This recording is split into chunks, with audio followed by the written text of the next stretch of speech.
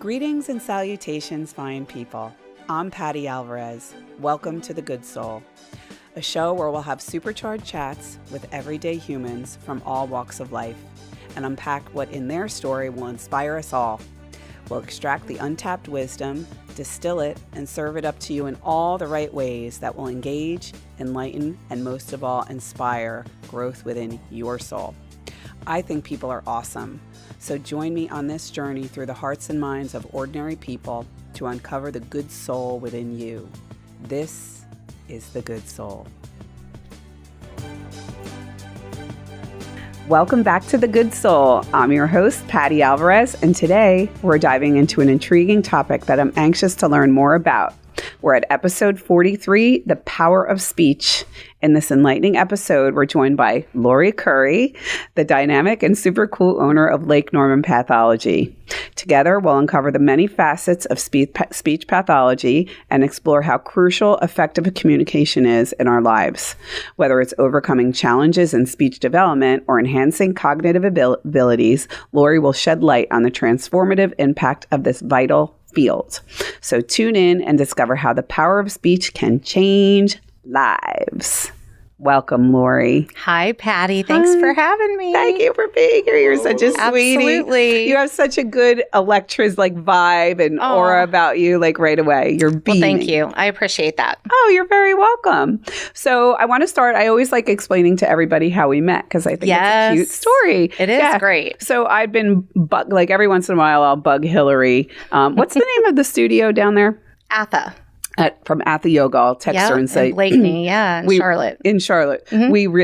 We need teachers. The yoga we teach is very specialized. It's called Bikram Yoga, for those of you who don't know.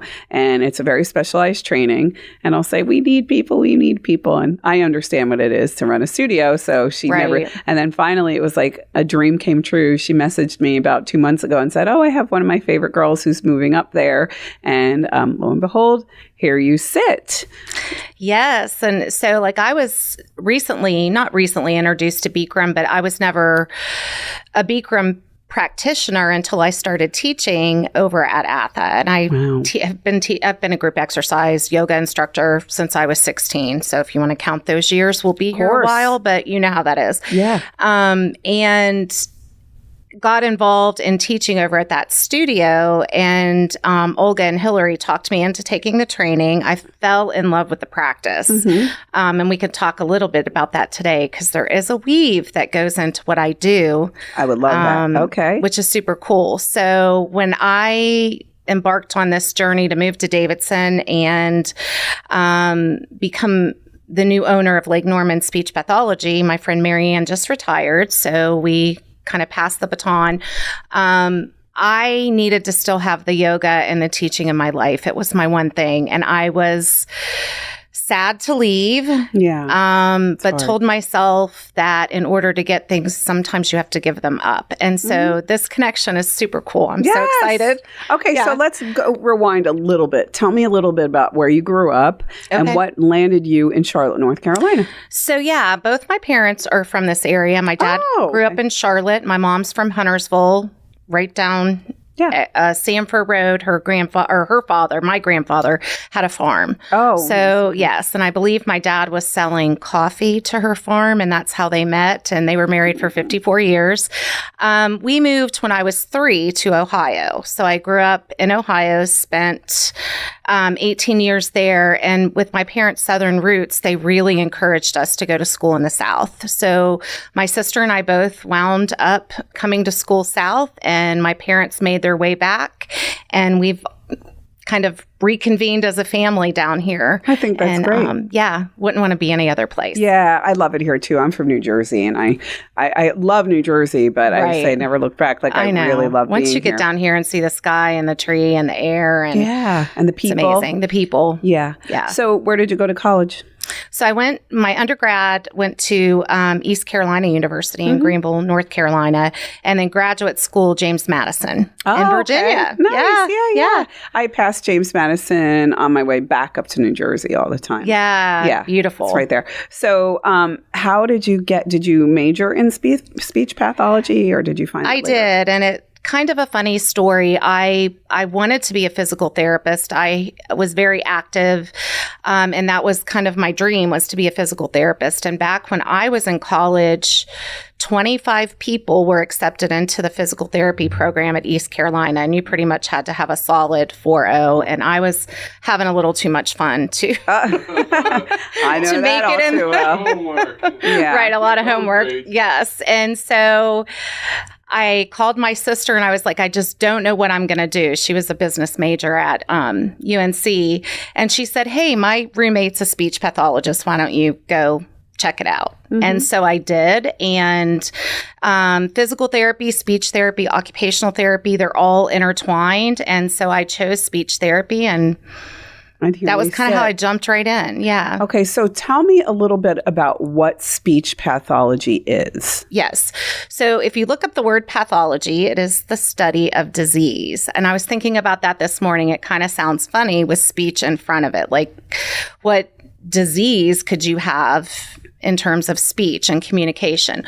Well, speech pathology encompasses every kind of communication deficit you could have, but just all the different areas of communication. Okay. So learning, speaking, understanding, cognitive processes, swallowing, Body language? voice, so singing, communicating, dialect. Yes. Okay. So All of it. you're not necessarily only working with people, whether it be children or somebody in their 80s. It's not just about speaking, right?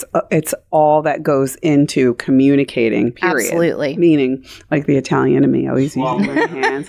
Swallowing, yes. Swallowing's the most important, right? Yes. Yeah. Everything. What's the difference between a speech therapist and a speech pathologist? There's really no difference.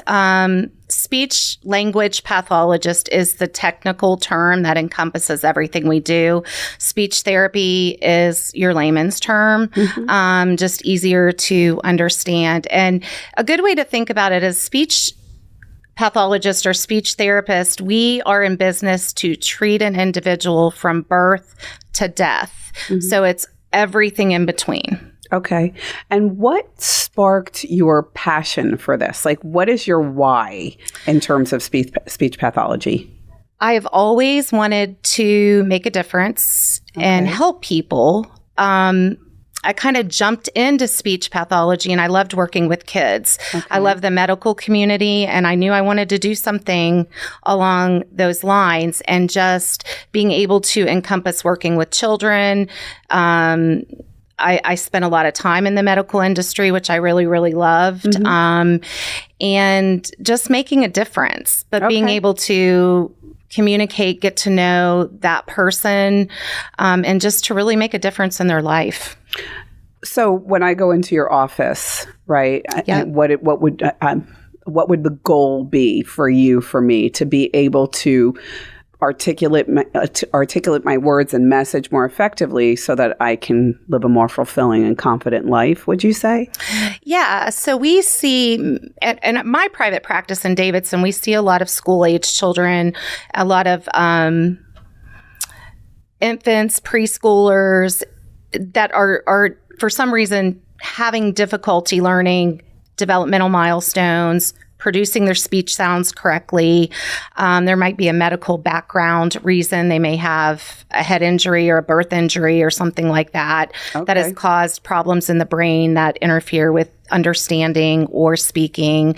So Lori, I'm going to ask you to hit pause on that note, because in our next segment, I want to get into all the different milestones, especially for our new mothers and mothers out there, to what to look for. So guys, don't go away. We'll see you for our second segment, episode 43, The Power of Speech on The Good Soul.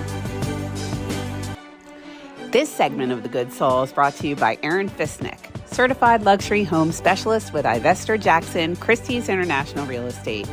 Aaron serves all levels of the greater Lake Norman region real estate market, and whether buying or selling, she is very much the lady who will deliver like no other. Many of us at Good Soul are also really happy clients. Aaron can be reached at 704-728-5657 or reach out to me and I'll get you guys connected. Thank you, Aaron Fisnick, and thank you guys for tuning in and supporting The Good Soul. Welcome back, everybody, to The Good Soul. I'm Patty Alvarez, and I'm here with a wonderful Lori Curry. This is really interesting and exciting to me, this whole topic. And I had told you the story during show prep, but I always want to tell everybody right now I'm in the midst of getting my dental work done. And I have a temporary bridge in my front 4 teeth, and it is really challenging because I'm waiting, because I always say I have a Rolls Royce parked in my mouth when I'm done with this. That's how expensive it is to get this dental work done. So I'm waiting. I'm like, we're waiting. The bridge looks fine. I'm just lisping a little bit. So I have a podcast and teach yoga all day and have to lisp in front of everybody, but that's okay. I'm sure you could probably help me, but I think it would be a waste because I'm going to have normal teeth soon. I think you sound great. You're very sweet. Thank you very much. So let's talk about like development and youth. And it sounds like that's what your specialty is in this field, is working with children. So what do we look for as parents? And so as parents, when you bring your newborn baby home, pending everything has gone smoothly, you'll notice normal developmental milestones. That our babies come in and they're thrust into this world where there's sound and there's people talking and noise and all these vibrant colors and different objects. And so that's really when communication starts. Obviously, a baby will cry because they're hungry, wet, tired. And so as soon as they put out a cry and they receive something back, that's been a communication exchange. Mm-hmm. That happens with eye gaze, with cooing. If you look down at a baby, and those first 3 months are just kind of establishing, if I do this, I get that, and just kind of waking up to the world around you. So you can see if a child is fortunate enough to be in a really thriving environment, all of this should come naturally. You don't have to think about, oh my gosh, I've got to, develop my child's speech and language. Mm-hmm. It's just a sequence of the way development happens in a normal brain and a normal body. Mm-hmm. Or I should say normal neurological system. Mm-hmm. The word you use, though, the normal. No, not normal. The word you used to describe, you used it before, I've forgotten. I'm sorry. Go ahead. Yeah. You said the word before. I didn't know what it was. I was wondering. Okay. Yeah. So, anyway, so that's kind of how everything starts to form. But if you think back, if a child were in an orphanage and they were laid on their back and nobody responded when they cried, or the response wasn't immediate, you can see where communication can start to fall apart. Yeah. Yeah. So I just have one thing. I have Molly Jane, who is a teacher here. She has baby Sebastian, who's now 9 months old. But I sent her recently a video of even different versions of the way the baby cries to say what he or she wants, whether it's I have gas pains, or I'm hungry, or I'm cold. I'm sure a simple TikTok search could tell, there's probably hundreds of videos. It's just getting to know the child. And sometimes the child's crying and they don't even know what's wrong. So, so you can see where it starts and it just expands. From that point, babbling comes into play. And what a lot of people don't think about is the mouth, and placing fingers in your mouth and sucking on your fingers is a way to develop your oral motor skills for feeding, for speech production. That's how babies will they'll be making a noise and they'll accidentally thrust their tongue up on their lip and it makes a funny sound. And so they like that and they repeat that. And if you repeat that back to them, they think it's funny. And that's where blowing raspberries at your child. And that's where you'll start singing, they start stringing together M's, ma, ma, ma, da, da, da, and those sort of things. Sure. So let me just ask really quickly. So let's look at 0 to 3 months. Mm-hmm. Are there any red flags that you can look for, or can you be proactive even if you don't see any red flags to really cultivate your children's ability to speak well? Sure. Yes, I would say a red flag is if you don't feel your child is responding to any sounds around them. If there's not a startle response, if they don't, that might indicate that there's a hearing problem. Okay. And ear infections can mask hearing, which a lot of babies get. So, just being aware of that. Swallowing. So some children are born with a tongue tie, which is the frenulum underneath your tongue may be further attached, which may interfere with their ability to eat correctly. Okay. Yeah. And so that's something that shouldn't always cause problems, but we do see as the child starts to develop and their tongue isn't moving right enough, it can't get to places in their mouth to say the right sounds. Right. So that might be an early sign that you would see. But generally that early 0 to 3, you're just watching how they respond to you. Eye gaze. Are they able to turn their head towards you? Okay. Some of those things. And any suggestions on like exercises that new parents can do with their baby at that age? Just talk to your babies. Just talk, communicate, eye gaze, love, all that kind of stuff. Reading. Stimulate, yes. And all the toys they have out now, the mobiles with all the great colors. And I mean, there's so many cool baby toys that are developmentally appropriate. Yeah. Mike Tyson had the fight the other night. So, recent. You see him biting his thumb? What does that have something to do with it? Like you're saying speech therapy. He's asking if, for those of you who can't see, he's asking if Mike Tyson, if anybody saw the fight, he said he bites his tongue to relieve his stretch, his glove. Yeah. After the fight. Well, a lot of times. Speech, that's why I was saying, I'm not trying to knock him. He'll come here and kick my butt. But No, we do see kids who need that oral stimulation, and they may have low tone in their mouth but really need a lot of stimulation. So they'll want to put everything in their mouth. They'll want to bite. They'll, so that could be a sensory component. Okay, so Mike Tyson is a great example of somebody who clearly has, but we would call, a lisp. Is that the correct way to say? So is that something that typically we have from childhood, or he maybe could have gotten knocked out, like his teeth knocked in? Yeah, so learning to developmentally say speech sounds as the child progresses starts to happen. And a lisp is a characteristic. Most people are familiar with that as a speech. Sure. They call it impediment. I don't like to use that word, but that's a word people frequently have heard. It could have to do with the bite. It can have to do with the bite, the way your teeth are from a dental perspective. We look at that when we're treating clients, but there are developmental milestones where sounds should be present and correct at certain ages. Okay. And you can pretty much Google any of those developmental milestones and it'll show you. For example, early developing sounds would be your B's, your P's, your D's, your M's, N's, G's. L comes a little bit later. S comes a little bit later. Obviously, CH, SH, some of those sounds come later in development.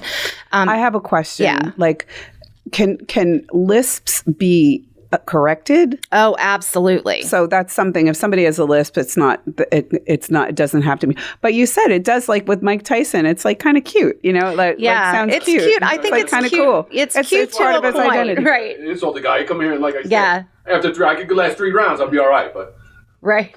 When we get children that come in, parents will frequently say, well, their speech is so cute, I don't want to change it. And we'll be like, well, it's cute now. But when your child's 10 and they're saying Roger Wabbit for Roger Rabbit, I was just going to say, real cute. A lot of kids make their R's W's. Yeah. What is that about? So R is probably the most difficult. We call it phoneme or speech sound, the most difficult one to acquire. It's the last one to come. Not all the times. I mean, there's plenty of younger kids who just blow through an R. It's just by the nature of it, it's hard to make. So we want to see a child, by the time a child is 5, they really should be complete with their speech and language development. They should have all their skills that they need to progress successfully through school.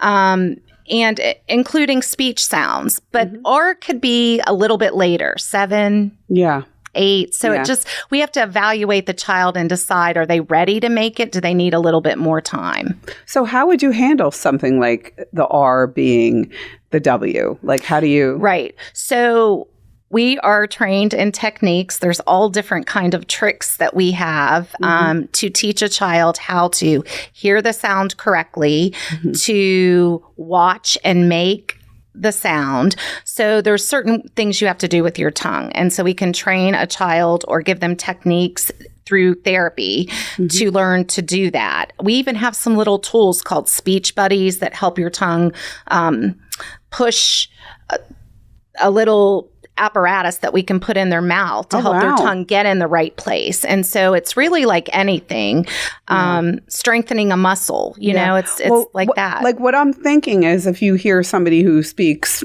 Indian or you hear somebody, like there are certain sounds that we don't use. Right. And, you know, we have to either learn how to use them or sound, you know, like I'm sure sound funny when we speak. But, I'm wondering too, do you have any people that come to you whose parents, their native language isn't English? Absolutely. So then they have to learn this, and they come to you with that purpose. Like some of them come with that purpose.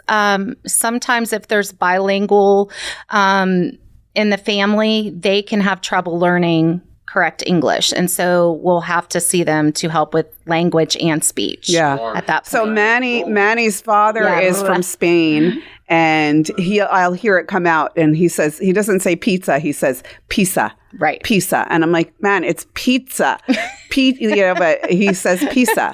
And I'm like, I know he gets this from his father. So on that note, we're going to cut this segment short. Not short. Our time is up for segment 2. But in our next segment, we're going to talk ADHD, anxiety. I'm really looking forward to, and this probably applies to a lot of adults too. Absolutely. So guys, thanks for tuning in. Sit tight. We'll be back in a few on The Good Soul. Hey there, busy women in your 30s, 40s, and 50s. This is for you. If you've been struggling with fatigue, stubborn weight gain, restless nights, or gut issues that just won't quit, it's time to stop guessing and start healing. Kimberly is an integrative health practitioner and helps women uncover the root causes of their health challenges so they can feel energized, balanced, and truly alive again. Let's get to the bottom of what's holding you back. Book your free health strategy call today at KimberlyFlebby.com because you deserve to feel amazing every day.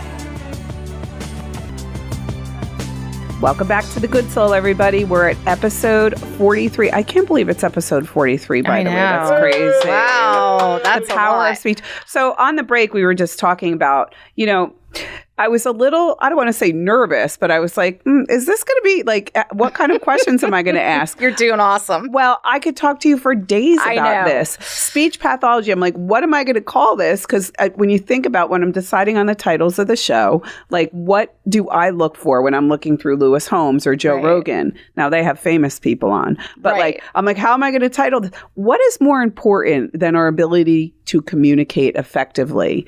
And I'm asking you in the beginning, like, what made you decide to do this? Well, duh. Like, how important is this topic? I mean, I'm a social communicator. Like, I talk too much, you know, and there's people out there that really struggle with communication. Yeah. But I often thought just in school, you know, we're working with physical therapists and, you know, definitely nobody wants to lose their physical abilities. I mean, how awful, right? However, but if you lose your ability to communicate, and when I've worked with it, we'll talk in the last segment a little bit about stroke and neurogenic communication. Okay.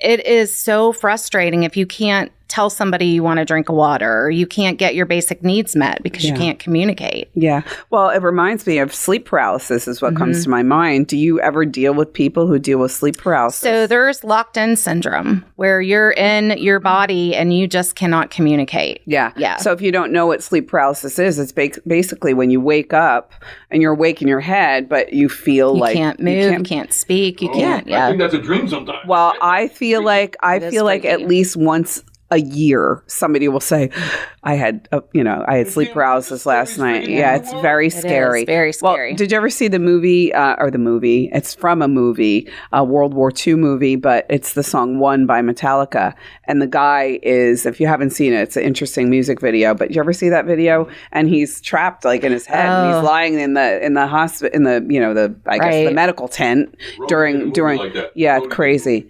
So, okay, so let's move on now to to, so we talked a lot, but we could go on for days about milestones and so forth, but now getting into ADHD and anxiety. Right. And this is my sweet spot. Okay. And if I could get people to tune in and listen to this, it would probably be the most important thing, because I think our society today is seeing more cases of attention deficit disorder, anxiety in our teens is at a high. Suicide rates are at a high for teenagers. They're not going down, they're going up. And anxiety and everything that these kids have to struggle with in today's world is it just places so much pressure. And so this is where I have kind of found my niche, is working with teens, adolescents, adults who have attention deficit disorder that goes hand in hand with executive function disorders, which are cognitive functions that we all have in our brain. Okay, so everybody has executive function disorders. It's how you live, breathe, work every day. Okay. And what they're finding in the literature now is that attention deficit disorder is really an executive function disorder. So I personally struggle with ADD. Mm-hmm. I have a child in my family who struggles with it. And so I know firsthand. So can you tell me real quickly what would be an executive function? Okay. So the way I like to look at executive functions, I call them the boss of our brain. Okay. So there's 7 major ones, but I'm just going to kind of breeze through some areas. So first off would be emotional regulation. So being able to regulate your emotions and not going, having a reaction that's 0 to 100. You fly off the handle type of Sure. reaction. Mm-hmm. It's self-awareness. It has to do with where your body is in space. Are you aware of things happening around you? It's planning and organizing. It's time management. I don't know if you've ever been around someone with ADD, but they don't really have a whole sense of time management. They'll start up here in the laundry room and, be doing laundry, and then they'll see a dust ball on the floor and they'll go and grab the vacuum cleaner, but not put soap in the washer. And, so time management, and then just being able to cognitively plan. Okay. Yeah. And work towards your future for goal planning and success. Well, I've learned to manage it. Manny's laughing. I've learned to manage it really well, and he always says people with ADHD are the most successful. So it's a quality. They're very smart and they're very creative. Well, and also my students, and I'm sure you know this too, there's people who run through the door every class at the last second. I know. And I'll say like an oxymoron for yoga. Well, completely rushing to yoga. But my first question is, are you coming here with white knuckles, stressed out? Because if you are, please just try to leave 10 minutes earlier. I have to tell Manny when he has to be somewhere. I have to tell him earlier than what it is, because if not, he'll come sauntering at the last second. But what Lindsay, who used to teach her, Lindsay Doherty, said to me once, and actually Linda Doty also said this to me, is I'm trying to get one more thing done that I know I can get done before I can get there. It's like you want to pack everything in. So I'm sorry to cut you off. No. That's that's the struggle. So, early on, kids with attention problems may seem like behavioral problems. I mean, they're smart kids, but they may not be listening and processing information. So there's the auditory component. The other executive function I didn't mention was working memory. So having the ability to listen to a directive or something, a phone number, something that you need to hold in your memory and then go do something with it is crucial. And so those who struggle with attention deficit disorders actually have problems in their brains making those neuron connections. Mm-hmm. So your frontal lobe is where all your executive functions are, but the doing is in the back. So it's got to make this connection. You have to know what you're going to do, and then you have to go and do it. And Lori, how is screen time affecting? It's huge. When's the last time I've had to even know a phone number? Huge. I mean, we literally hand each other our phones and say, give me your phone. I'm going to put my number in. Well, and now if you'll notice the messages, now we get codes like to plug in something. Yeah. And if you can't get your finger on it fast enough to copy it just shows up, and you just I get mad basically breathe and it goes right in there. So why do we have to remember stuff? I get mad when it doesn't show up. I'm like, where's my hint here? Yeah, and it really makes me sad. And I hope I'm not going to upset parents out there to go. I go out to restaurants and I'll see infants sitting at a table with the iPads in front of them watching cartoons. And some of that is good for language development. And as parents, we need it, but it's too much. Yeah. It's too much. So do you think there is, because I have a friend, it's Molly Jane with a baby, and she's like, no screen time. And I'm like, okay. And I sit with him regularly, and I totally respect that. But is there any advantage to the screen time? In other words, I mean, there can be, yes, but it needs to be monitored. And, you shouldn't do it late at night. The lights on the screen should be dimmed. I mean, there's a lot of things that we've learned now, literature is starting to come out with all this stuff. And it does, the kids are attending to something, but sometimes attention deficit can be attending to something too long and not being able to break away from it. So we not see only a lot kids, of that. Adults too. And also, now how did COVID tie into all this? Because basically we were forced to be on our screens. Right. Yeah. Well, and I'll tell you, we saw more delays in the age group of 12 months to 2 years, because those kids weren't getting out. They weren't going to the grocery store with their parents. Mm-hmm. They weren't going to preschool. So they were socially awkward. Mm-hmm. They didn't know how to communicate with other people. Well, they were actually being told they were bad people for going out to the grocery store, which is right. They're the ones who are the kids weren't at danger. Right. Yeah. That's a whole nother episode. Yeah, right on. Yeah. I know. I could go on a whole episode of that. Well, but so much is coming out. I mean, I just had a friend go on. I mean, Manny and I aren't vaccinated. We're not against people who are, but how, we always say, they have these certificates now for people who aren't vaccinated. You really endured a lot. And some of my most really pro-vaccine friends, and I'm not saying they're bad, guys, don't get me wrong, but are now, I just saw a post online. I sent it to my sister. I'm like, do you believe what you're reading? And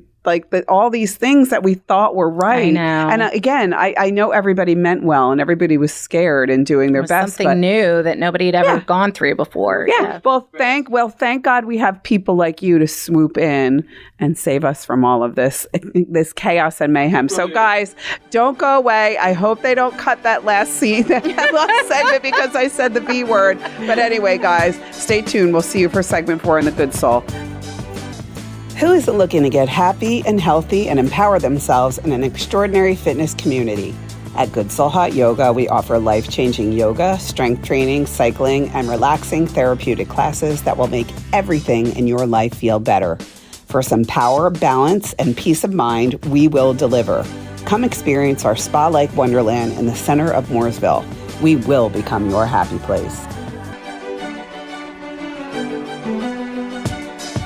Welcome back, everybody, to The Good Soul. I'm Patty Alvarez. I'm here with Lori Curry. Lori, this is such an exciting episode. I could talk to you for days about this. So we're talking about the power of speech and as it relates pretty much to our life. So we left off talking about ADD and how that has an impact now. We didn't get into anxiety, so let's speak a little bit about on that. Yeah, so what I feel like is a very important piece is anxiety and how it goes with attention deficit disorder. So what comes first, the chicken or the egg kind of thing?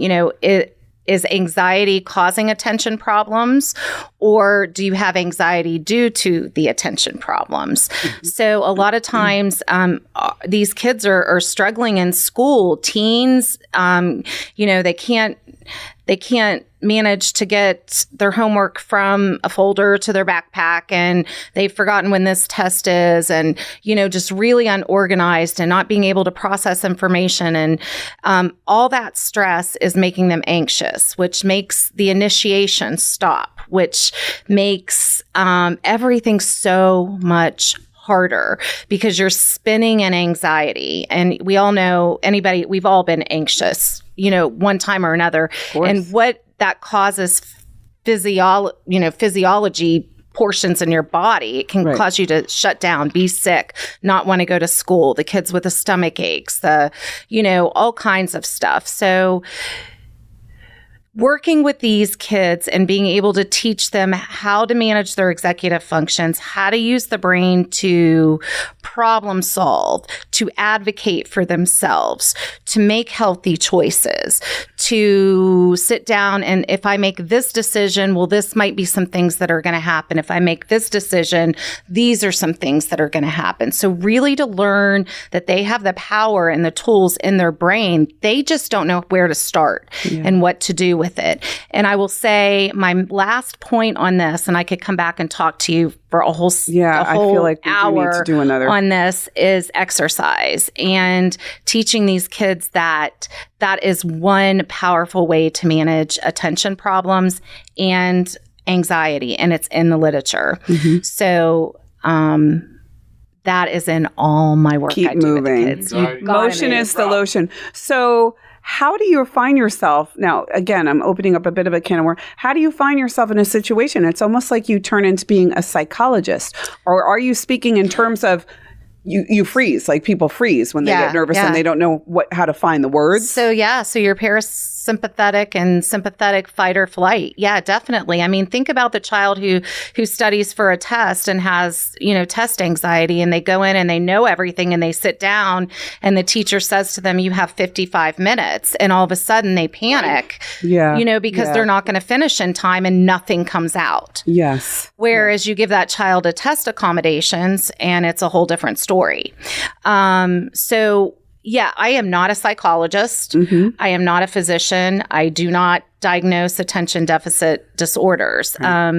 However, we treat that because it manifests. Most kids with attention problems have speech, language, cognitive issues. It just goes hand in hand. And so you may not notice it until they're 4th, 5th grade and the demands start getting heavier in school. Also, self-confidence, being able to stand up and advocate and speak for yourself. Empathy is huge. People with ADHD, the portion of your brain, they may not be empathetic, and they have to learn empathy. Now here is, we go down this rabbit hole because now I'm thinking trauma, children who are abused, sexually abused, physically abused, verbally abused. Absolutely. The trauma is the number one thing that we see and a lot of the kids that we see at the office, they've had a traumatic history or something, traumatic that's happened to them. And it does. It's ingrained in their neurological system, especially if they were, had drug use in utero, that sort of thing. Well, another thing too, I just think about as women, we're taught to be quiet, be ladies, don't talk back, do as man says, all that stuff. And as soon as we assert ourselves, we're either crazy or a bitch. Right. Exactly. So we're kind of like, we have to be quiet or we don't want to be called a name. So I think, so there's all of these things that tie into the emotions. Now, I want to switch gears here because this is really important. A lot of our children are involved in contact sports. Yes. Whether it's lacrosse or football is a big one. Manny had brought up a lot of these concussed. So how does that have an impact on what you do? Yeah. If you had my children in here with me, they would accuse me of me wanting them to wear helmets in the car when we were driving around. Oh, yeah. Because I had seen too many head injuries, and be it a car accident, be it a concussion from a sport, or even a seizure, a brain tumor, anything that has disrupted neurology in the brain is going to disrupt communication, language. Concussions are huge today. And I will say this, so that parents hear me, 1 concussion, okay, 2 not good, don't ever let there be a 3rd one. Mm-hmm. And that's just what we see at that's the reality. It's the reality. And you can have long-term problems. Yeah. Yeah. Well, I think that's why the Panthers have lost Luke Kuechly, and he's now a football And do you know coach. what? That is one of the most powerful stories. And thank goodness I mean, and you'll see if you look back, some of the suicides that happened with professional football players later in life because they start showing dementia characteristics. And it's head trauma. Google his name, Luke Kuechly. Yeah. Every other picture is him crying on the sidelines. And my friend Sandy, her and her husband are friendly with him. And apparently he doesn't even remember crying on the side. He got that because of the punches. Yeah. It's called punch drunk. Punch drunk, yeah. And when I worked at Carolina's Institute of Rehabilitation, I worked on the brain injury team, the outpatient brain injury team, and we had a day program for people who had suffered traumatic brain injury. And I worked with a young woman who was a professional soccer player, not here in the United States, but she played in Europe. Mm-hmm. She had 8 concussions. She was such a bright girl, but could not tell you her last name if you asked it. Wow. Again. I mean, it was so bad, Patty. Wow. And we worked with her, and she just would continually get fired from jobs because she couldn't recall anything. Yeah. And 8 concussions. At that point, what does that even do? Well, yeah, and you think about when you are hit, and this could be in a car accident or on the football field or anything, you get a contric who your brain shears, and it literally hits the front skull, bounces to the back skull, and then you can have swelling, and those are extreme cases. Yeah, but you've got to treat the symptoms. It's very important that if your child does have a concussion, that they go through the protocol. You do everything that your physician tells you. And then if there are lingering problems, you seek help from a speech language pathologist who is experienced in working with concussions. So what would be early onset of dementia, Parkinson's, things like that, if things like concussions go untreated? Is that? I would say dementia. Parkinson's is a different animal, but these are all neurogenic deficits that we work with, especially stroke, CVA. Mm-hmm. So we treat adults. We do see adults at my office. Stroke, concussion, dementia. There's, a lot of different kinds of aphasia, which is a speech term that means without language, you lose language. So that would be like the person who has a stroke and wakes up and knows that's a cup over there, but they can't think of the word cup to get it out. They can't get their mouth to make the right motions. There's all these different components. And so we talked a lot about our children, but we have just over 2 minutes left. Yeah. Let's talk about our parents. Yeah. Dementia, Parkinson's, Alzheimer's, all these things that come along with age. Can you speak to any of that? Absolutely.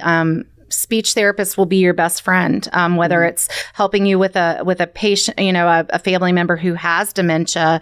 We may train the family members on how to set up their environment to keep that loved one safe, or to help them remember, or to look at a calendar. There's so many things that we can do to help with that. And the same with aging parents. We mentioned swallowing. That changes as we get older. Our swallowing is not as good. And so we have to kind of continually watch and make sure that they're safe when they're eating and drinking. This comes to mind. I just heard this quote that the nose is for breathing and smelling, and the mouth is for tasting and chewing and speaking, or something like that. Right. Do you know the importance of nose breathing versus, is that something that you cover in your field of work? So I use all of that with my anxiety kids, obviously, on how to breathe. But so there's a lot of musculature in the mouth that separates the nasal cavity from the oral cavity. And there's times they don't mix. Swallowing is one. If there's been some things that have happened from a muscular standpoint. Yeah. You want to keep the air coming out your mouth so you don't sound nasal when you speak. And you want to we all know keep the food and liquid going down and not up. And what do you think about vocal fry? It sounds like a lot of the girls lately talk like and then this. Yes. And then we can also get on the yelling, not using a microphone to teach, and vocal nodules. Yeah. Well, I had 2 cysts removed, surgically removed from my vocal cords. Yeah. Yeah. I have a feeling we have an episode 2 on the horizon. Absolutely. So, Lori, real quick, we have about 20 seconds left. Tell me where people can find you. They can find us in downtown Davidson, North Carolina, directly upstairs from Main Street Books on 126 South Main is our address. Okay. And you can find us on the web at lkn-slp.com. Okay. And we will put that also in the description, guys. Lori, thank you so much. Thank that you was for probably one of the most exciting interviews so far. And I'll say it again, I was a little nervous. I'm like, what am I going to ask her?